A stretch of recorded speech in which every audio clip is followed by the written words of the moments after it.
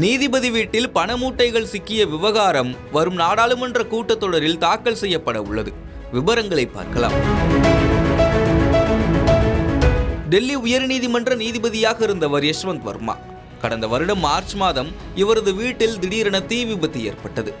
அப்போது வீட்டின் ஒரு அறையிலிருந்து கருகிய நிலையில் 500 ரூபாய் நோட்டுகள் பறிமுதல் செய்யப்பட்டன. இந்த சம்பவம் நாடு முழுவதும் அதிர்ச்சியை ஏற்படுத்தியது.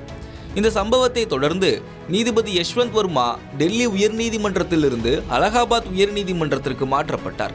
இருப்பினும் அவருக்கு நீதித்துறை சார்ந்த எந்த பணியும் வழங்கப்படவில்லை.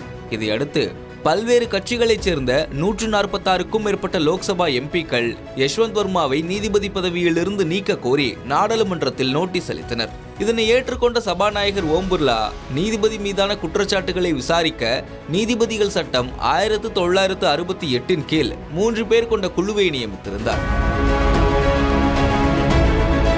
உச்சநீதிமன்ற நீதிபதி அரவிந்த் குமார், மும்பை உயர்நீதிமன்ற தலைமை நீதிபதி ஸ்ரீ சந்திரசேகர், கர்நாடக உயர்நீதிமன்ற மூத்த வழக்கறிஞர் PV ஆச்சாரியா ஆகியோர் இந்த விசாரணை குழுவில் இடம்பெற்றனர். இந்த விசாரணை குழு பல கோணங்களில் விசாரணையை நடத்திய நிலையில் நீதிபதி யஷ்வந்த் வர்மா கடந்த ஏப்ரல் மாதம் தன்னுடைய ராஜினாமா கடிதத்தை குடியரசுத் தலைவர் திரௌபதி முர்முக்கு அனுப்பி வைத்தார்.